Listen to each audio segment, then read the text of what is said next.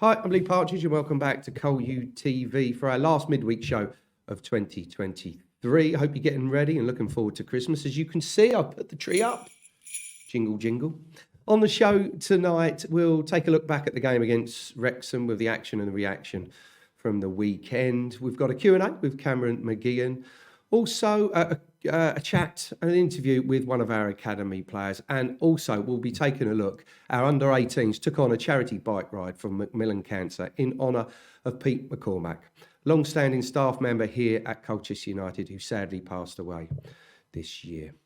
That's all to come a bit later on. As I said, let's kick off the show with the action and then the reaction from the weekend's game.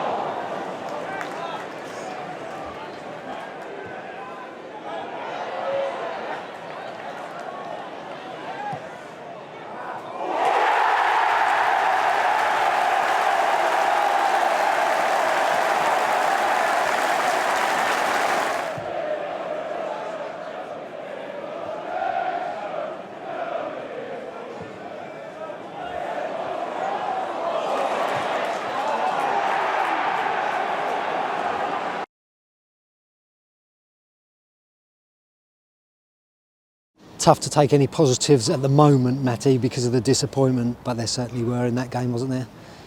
You're right, it's tough to take any positives right now, definitely. The manner of that defeat is just really hard to take. See them going down to 10 men pretty early on in the game, and a decent enough performance first half about really threatening their goal on a consistent basis. I just didn't think... I thought we could have been better second half, albeit we did create chances and moments. I thought we could have had more quality in those moments, and the disappointing thing is, again, the 2 goals we've conceded. So disappointing afternoon. But having gone behind so very early here, with capacity crowd here as well, lads showed great character to not let it affect them too much, and in fact we've probably edged it 11v11 before the sending off. Yeah, I thought we did. I thought we got control of the game after the initial poor goal, which we've got to get out of our game. But yeah, the performance in terms of in possession, even out of possession, to be fair, apart from the long throw, it was good. It was good. We had long spells in their half of the pitch. Ultimately, though, you've got to make it count, and we never did. Yeah, and then obviously you're looking in the second half to kind of really try and get at them 11v10 and tweak a couple of things, and then all of a sudden the second goal gives them that bit of cushion. Zach Mitchell, obviously everyone will look at it as an own goal, but could it have been stopped earlier? Yeah, I think it could have been stopped at source. Probably 2 to 3 mistakes for the goal, so it's definitely not Zach's fault in terms of he's been brilliant since he's come in on loan, and so definitely nothing to blame there. Maybe he could have had a shout, maybe he didn't need to make a swipe at the ball, but yeah, what we could have done beforehand could have been a lot better as well, and it's kind of where we're at the minute in terms of just making decision, sustaining attacks. Are we able to do that in terms of our positioning and picking the ball up? And we didn't, and they countered. Yeah, and I mean, being brave isn't all about tackles and getting stuck in and getting your head and feet in. Sometimes it's just being brave in and around the box and creating those chances that we probably needed a bit more of today. I think so. I think Ellis coming on helped, and John. Obviously, Ellis provides the cross for the goal, real quality. But yeah, we probably lacked just a little bit of belief, because I feel like we've got enough quality on the pitch to get shots off, to get crosses into the box, create chances. But maybe with the run that we're on at the minute, there is a little lack of belief within the team. Yeah, you mentioned Ellis coming back into the squad and coming back onto the pitch. You talked about him on Thursday and it being a decision you had to make. How tough was it decision to not play him from the start? Or did you know he couldn't? Yeah, it was really tough, but it's the right thing for Ellis first and foremost. I don't think he's ready to start a league game just yet. He'll come on massively for that 30 minutes today. And that was all really we could have given him. So yeah, he'll have another 4 weeks training now and hopefully be available for Friday. Jaden, bittersweet afternoon for you, obviously with the goal, but ultimately Colchester United have been defeated here at Wrexham. Yeah, ultimately the team comes first. Yeah, I was delighted to score, but we can't lose in the way that we did, especially against 10 men. It's not good enough, and we need to rectify it as a team. And is that the conversation in there after the game about little things that you could have done better? Probably just in and around their penalty area to create more chances? Yeah, we had private conversation as a team, which I won't disclose. But ultimately we're looking at ourselves for the performance, no one else, not the manager, not the fans, nothing. It's all on us, and we as a team need to go again and find something, because 5 losses in a row isn't good enough. No, but you also must balance that out with knowing that the quality's there to take a team like Wrexham, because 11v11 we were still the better team after they score early on. Yeah, I think we started off well. It was a very sloppy goal to concede, but in every game that we play you can see that we have quality, you can see that we have good players on the pitch, and we just need to stick together, because those good players and good people just shine in moments, and I think we need to keep that consistent throughout the whole game, and if everyone sticks together then it'll be better. And when you did score the goal, it comes to you quickly and you have to hit it first time. It must be good for you to be getting those numbers now to add to everything else you've got going on with your game. Yeah, especially in a new position today, like my favourite position as a winger. I had this conversation with the manager, and he said that you get 5-10 goals a season arriving at the back post, and yeah, the ball came to me quickly on my right foot, but I feel comfortable to use both feet, and yeah, good to get the goal. And obviously there was still a lot of injury time to be played then. There must have still been the belief that you could have got something out of the game in that last little bit of time. Yeah, I think on a personal note, I always believed that we could get something from the game. We had a lot of the ball, and especially with John coming on, Brad, and we could put the ball in the box a bit more. And I think, yeah, on a personal note, there was belief from me that we could get something, but it wasn't meant to be today. And the other thing about your game is you were playing against James McGeehan, a very experienced player, and it wasn't just him. A lot of the time Elliot Lee was coming back, so for a side that are second in the league with all the players they've got, it must be flattering for you to know that they feel that you're a threat even here. Yeah, it was a great challenge playing against McGeehan today. You know, like you say, he's a seasoned professional. After the game, he congratulated me on how well I played, and I enjoyed the challenge. With Elliot Lee coming in as well, I feel like I get double teamed a lot recently, and it's good for my development to see how I can get around that with the challenges that I face, and ultimately try and help the team win. The thoughts of Matty and Jaden there after the Wrexham game at the weekend. Now it's time to move on to a festive Q&A with Cameron McGeehan. Cam, prepare for Christmas. Start us off with your favourite Christmas film. I love The Holiday with Cameron Diaz and Kate Winslet. Any particular reason? Yeah, well actually, me and my wife watched it last year and really liked it. And then we named our son, actually, whilst watching it, it was Jude Law, isn't it? And then we ended up calling our son Jude Law. But yeah, we know the area. My wife used to live around that area, it's called Sheer, where they filmed it, so sort of, yeah, just love watching it every year. Complete opposite. What's a Christmas film that you've been off? Been off. I think Home Alone's quite overrated. Shocking. Favourite Christmas song? I can't remember what it's called. Is it Nights in New York? Fairy Tale of New York. Fairy Tale of New York. Favourite one, yeah. Yeah. And again, what's your least favourite Christmas song? When I wish it would be Christmas. That one. Yeah. Overpaid. Absolutely with you on that one. We'll give you this. If you could rate your Christmas plate, so What did you pick out one minute? What I have? what would be your favourite on there, and what would you? Okay. What would be your least favourite? Well, so I'm pescatarian, so I would have a nut roast. So I'd be like a nut pie. And I love Yorkshire puddings. They've done it. I don't know if it's traditional. Is it not? Oh, well, I have. Would you have it? I'd have like 2 or 3 Yorkshire puddings. I'd have veggie stuffing. Or I'd have mustard. Mustard's not new either. And veggie gravy. We've missed off a lot there. Yeah. My favourite things on there. Brussels sprouts, should they be on there? I wouldn't have them, no. I'd have them on there for decoration, but wouldn't eat them. Do you have a secret Santa within the squad? No. Okay. Don't think so. If you did, who would be the hardest to buy for? The hardest to buy for.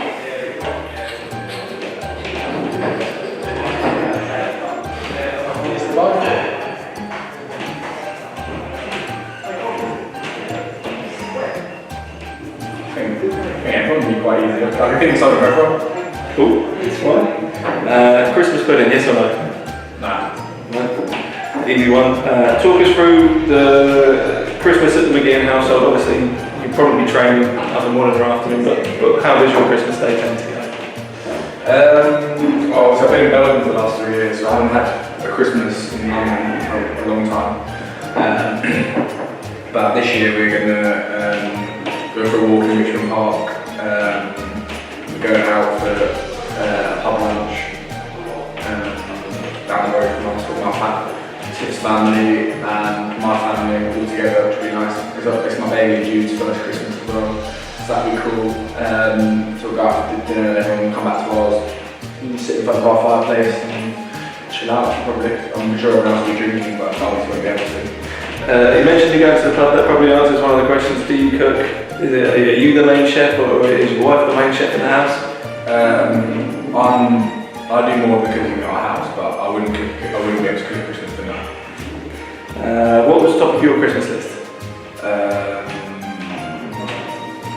3 points. And any Christmas traditions that you're happy to share? Christmas traditions.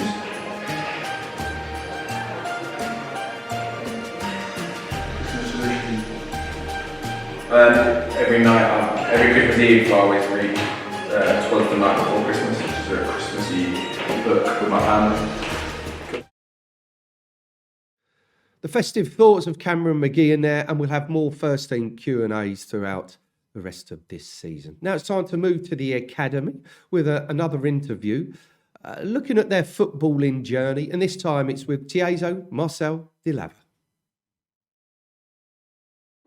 So we're here with T'aizo, chatting about his footballing career. T'aizo, how did you get into football in the first place? I've just been putting it ever since I was young. My mum put me in it from like 4 years of age, and then ever since then, Yeah. playing. And when did you join Colchester? I think at under 14s, under 15s. Got signed from them from Leighton Orient. Came with the likes of Samson Tavid and Frankie Terry. And what were you up to before you joined the academy? Playing football just with your friends or with mates? Or? I was signed at Leighton Orient from like under 9s up until I came to Colchester United. But yeah, it was a good experience. And then obviously you came up from, as you said, when you joined Colchester under 14s all the way to now under 21s. How was that journey for you? If you wouldn't mind telling us about specifics of that journey as well. Yeah, so obviously coming in a bit quiet, just had to show my quality as a footballer, and obviously the lads were nice enough to welcome me. And then obviously ever since then, just been doing my own thing, creating goals, assisting, and just doing well. And obviously grateful to be given another chance to keep progressing and continue my journey. And for someone who wants to follow in your footsteps, for example, how difficult would you say that step up is when you first joined the academy at under 14 level to get all the way up to the level that you're at now? I think it just takes a lot of perseverance and being strong mentally, because there's a lot of tough situations down the road. So you just gotta be patient, have the strong mentality, just keep working at what you're good at, keep working hard. And how do you deal with that yourself? How do you sort of keep yourself motivated? How do you keep yourself motivated to keep working hard with your eyes set on probably a place in the first team at some point? I think me personally, I think my family just drives me. So doing well, making sure I can get a career, being a good role model for my family. My younger brother, who also plays football. So I think, yeah, just my family and myself, I've got high ambitions. And have you always wanted to be a football player as well? Or Yeah. was there anything else that you ever wanted to do? Strictly football, Strictly nothing football. else, yeah. And in terms of your aspirations for the future as well, with this club and maybe, you know, in your career in the future as well, what are your plans to achieve? Me personally, I think I just want to get to the highest level I can possibly get to and just continue enjoying it and have a sustained long career. And what do you think you need to work on in the meantime? What do you need to improve in order to get an opportunity to be either in the first place or to keep progressing as a footballer? Me personally, I think goals, assists, being that creative player that the gaffer can rely on, and just continue to doing the simple things effectively. And if someone asked you, where do you see yourself in the next 5 years, what would your dream be? Where do you see yourself at? Premier League, or possibly in another country, playing at a similar highest level I can possibly play at.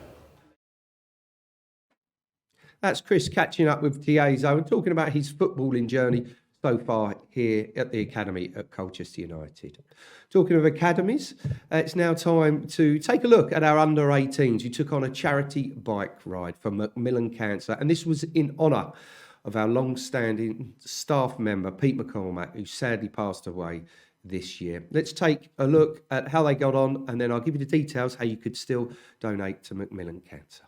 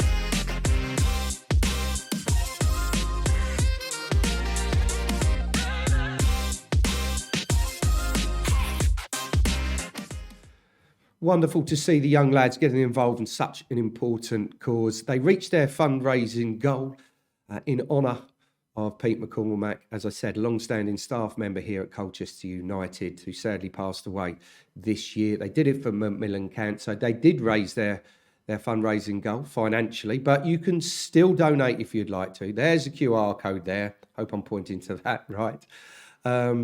It's something that will affect almost all of us at some point in our lives. So if you can donate, that will be fantastic. Right, that's nearly it for me. Just to remind you that tickets are available for Friday's game against Salford. Go to the website for all the information. And also it's on the iFollow as well, so you can get your passes for that.